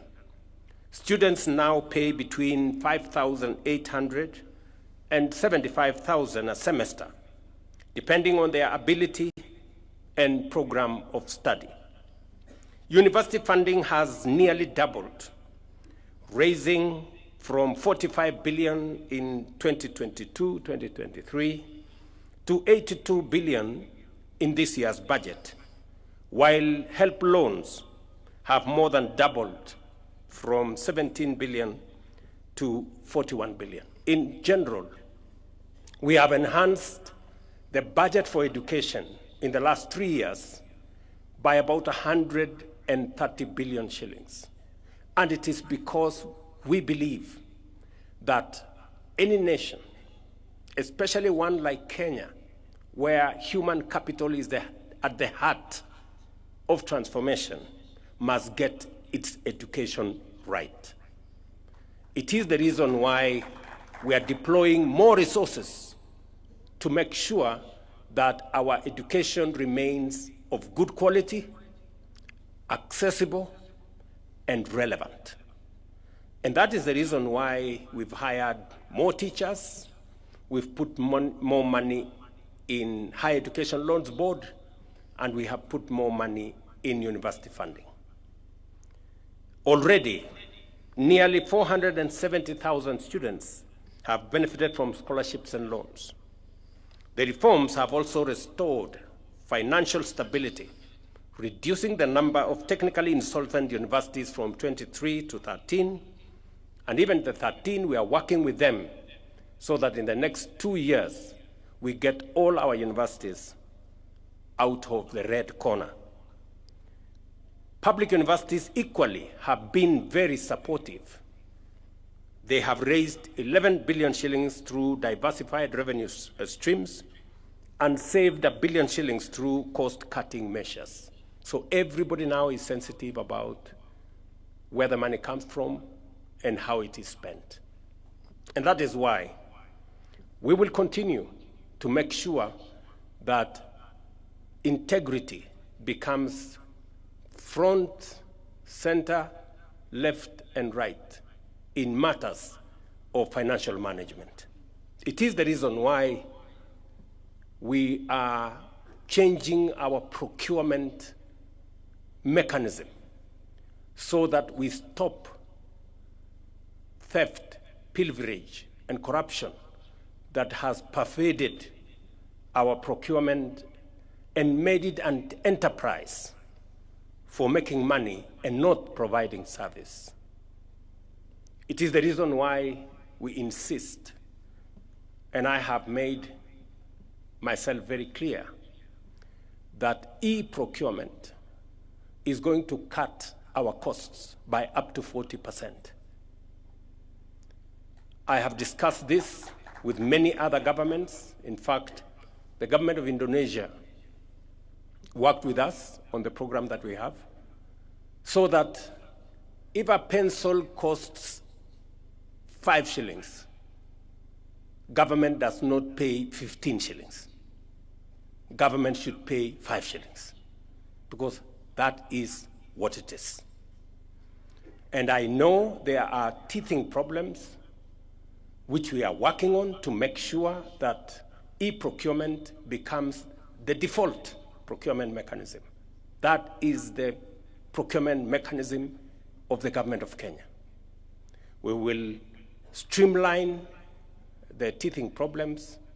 We know there is also resistance by the brokers and the agents and many other profiteering entities, but we are going to stand up to them because it is our responsibility to protect public resources. The same way I just heard in this university that the resources made available to this university is spent with integrity. That is the measure of any success. Alongside university reforms, our technical vocational education and training system has undergone extraordinary transformation. Enrollment has grown more than double from 297,000 in 2022 to 718,000 this year, driven by supportive policies and aggressive awareness campaigns.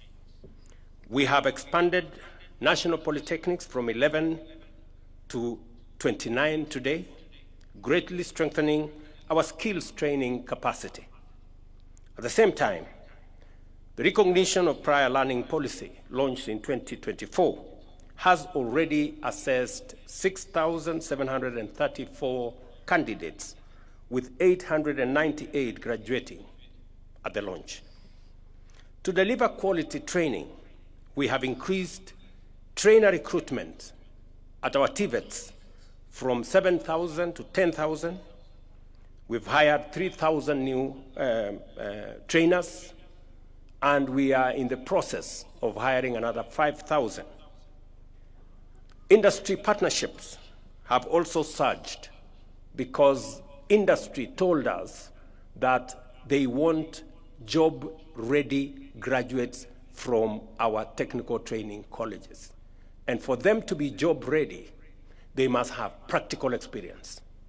Where now we had 65 industry players that were working with us. Now we have 2,883 because we want more of our trainers to leave campus, to leave their colleges when they already have a feel and an experience of what happens in the real world, in industries and manufacturing entities, embedding practical, hands-on experience in our training programs.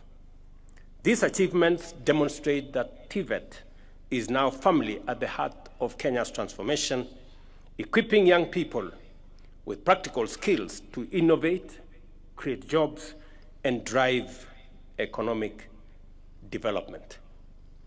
Ladies and gentlemen, the process we celebrate nationally, the progress we celebrate nationally finds full expression here at Umma University. With the support of our partners, the government of Kuwait, and the Direct Aid Society, this institution has been able to expand its facilities and strengthen capacity to serve thousands of young Kenyans. I was privileged to meet some of them this morning, and I was very proud of their confidence and their grasp of issues that they are learning in this university. I met Nura and Mwenda. Nura explained to us what we can improve on the facilities and the digitization we have done with our universal health coverage, the Taifa Care under SHA. And she had brilliant ideas on how that digital framework we can improve on the last mile so that it can get to ordinary people who may not even have smartphones. Nura and your team here, congratulations, continue. We will work together with you going into the future.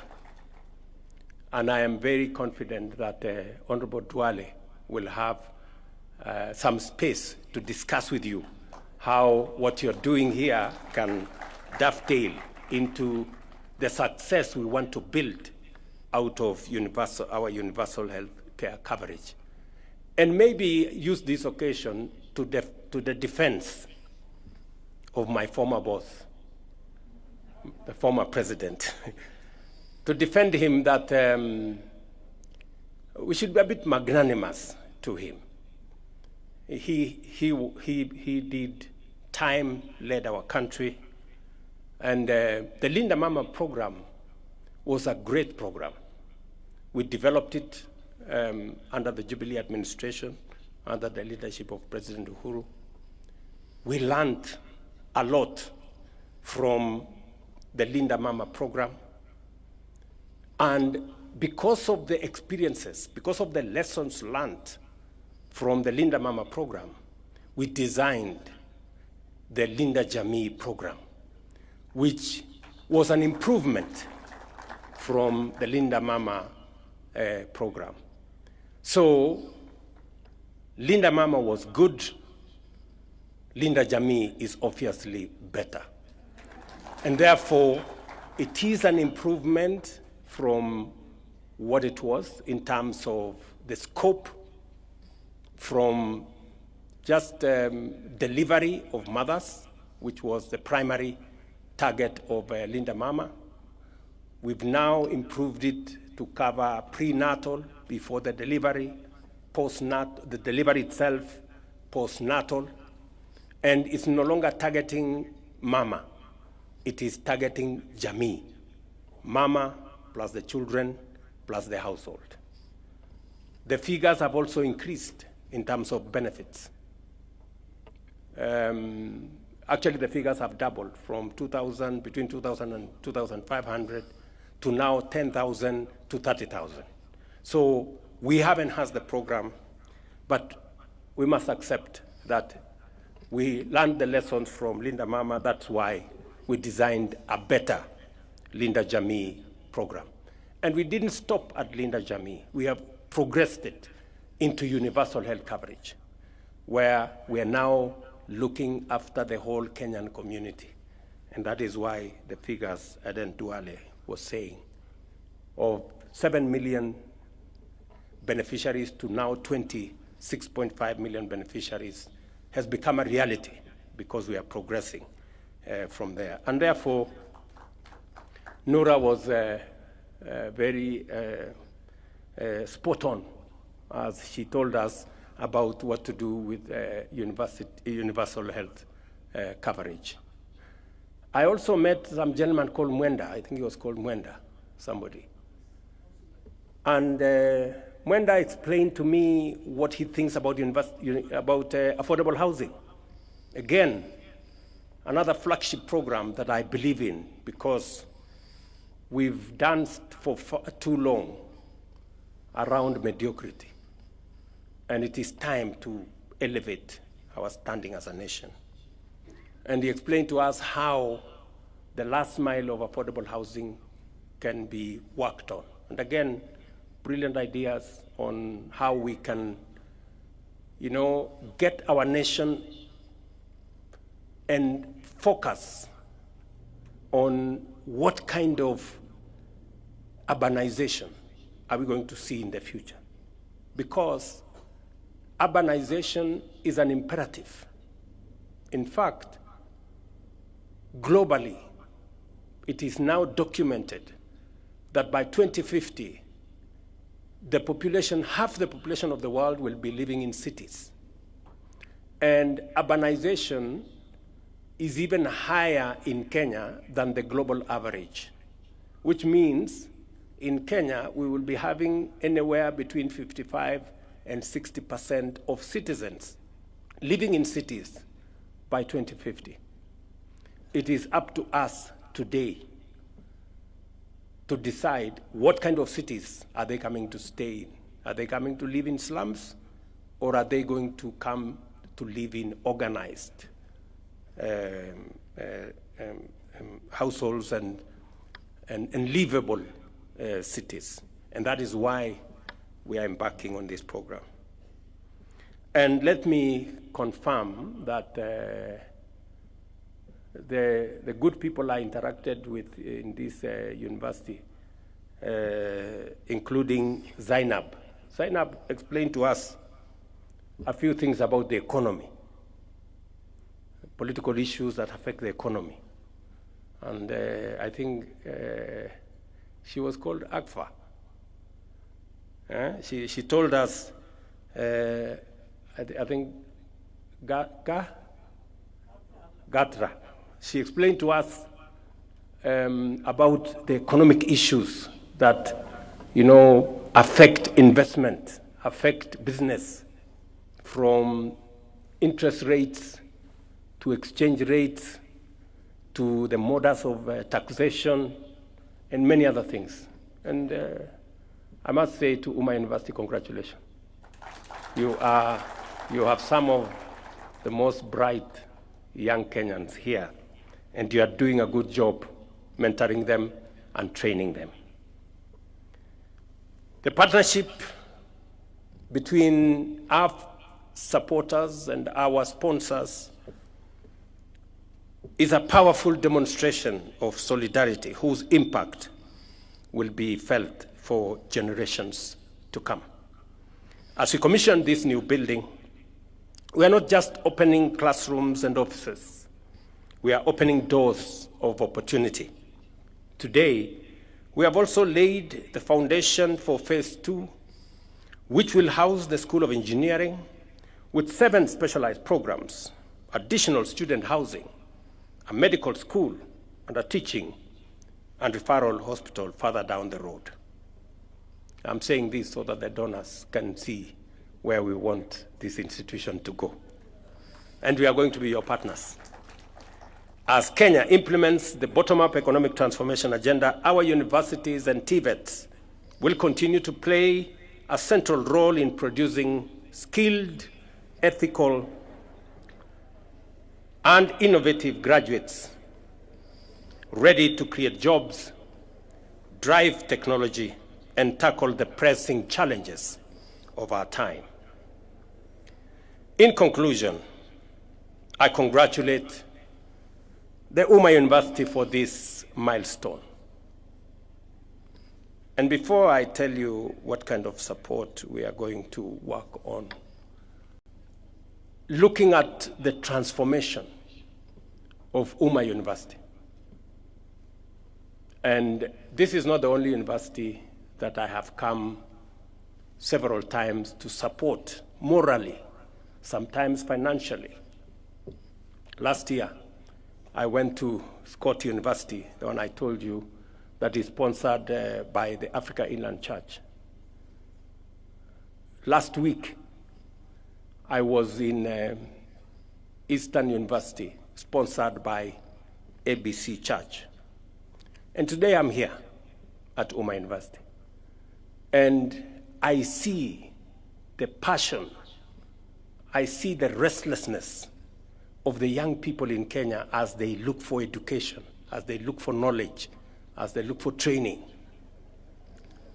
And it is the most perfect expression of what we need and a perfect reminder for us as policymakers and leaders. It is very important that at this point in time, we must have a reflection. In fact, it is an inflection point for us as Kenya. We must ask ourselves questions. Because just across, right here in the border of Kajiado, we have another university that is being built there, Kenya Advanced Institute of Science and Technology University. That university in Konza City here is being built by resources given to us, a soft loan given to us by South Korea.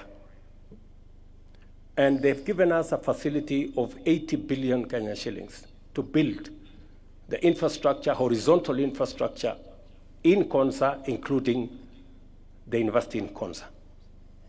But just imagine, South Korea, which is now giving us 80 billion, in 1963 was exactly the same as Kenya. We had the same GDP. In fact, our GDP per capita was 80. The one of South Korea was 79. The same level of education. We had the same agricultural economy. Today, South Korea's economy is 20 times that of Kenya. And they have lent us money to build the university and the infrastructure in Konza. We need to ask us some questions. The difference, where did South Korea get it right? And where did we get it wrong? That's the question we need to ask ourselves as Kenyans. And we need a conversation. We need a conversation as the citizens of this country. Because for far too long, and I want to say this in this university, talking to you and talking to my countrymen and women, the people of Kenya, for far too long, we have made peace with the usual, the ordinary, the simple, the average. When other people are doing things differently, it is time. Fellow Kenyans, it is time.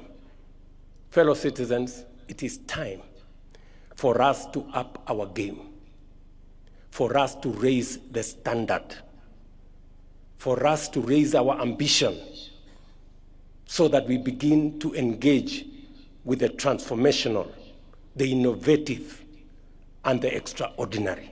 We have been ordinary for far too long. And I am persuaded, beyond any reasonable doubt, that the restlessness we see in our young people, the passion that I saw in the eyes of Noura and Mwenda here, and Zainab, and all the other students, the urgency is because they are tired of the ordinary and the simple and the average and the usual. They want us to up our game. The difference between South Korea and us is one. It's not about resources, because they had the same resources as we do. It's not about money. They didn't have money the way we didn't have money. It's about leadership. That's the difference, leadership. So it's not about the people of Kenya. It's about us, the leaders, the people who have the opportunity to make decisions for the people of Kenya. What decisions are we making?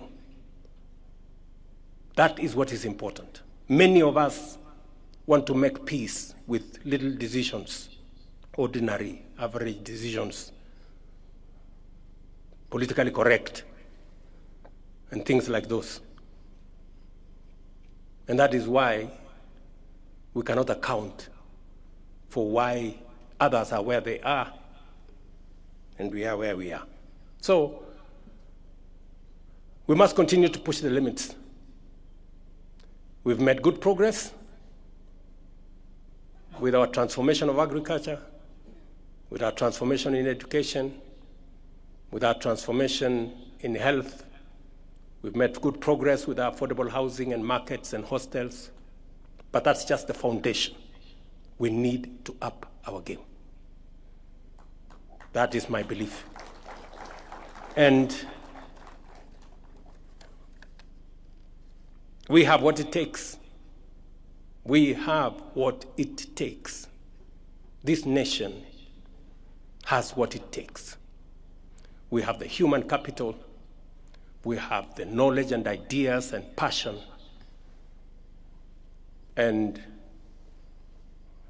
that is why I have been leading from the front. Against all odds,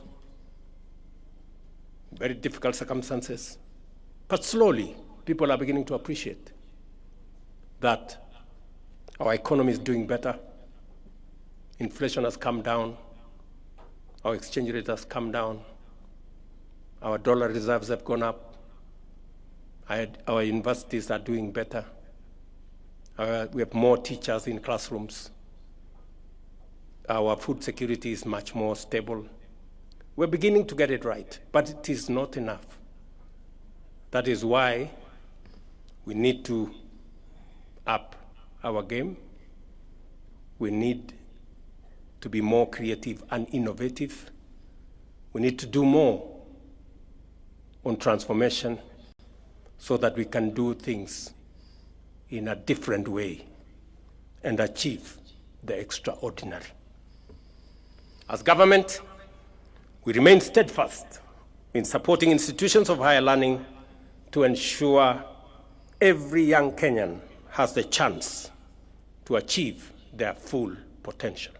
And I wish you well as the student fraternity and the entire Umma University as you pursue not the ordinary, not the simple, not the usual, not the average, as you pursue excellence. Thank you very much, and God bless you. For His Excellency, Your Excellency, before you leave.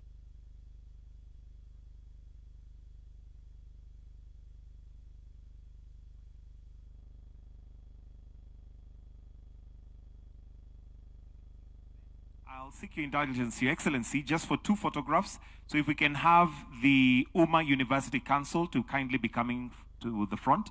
Umma University Council to kindly come to the front. There are 10 members, Umma University Council.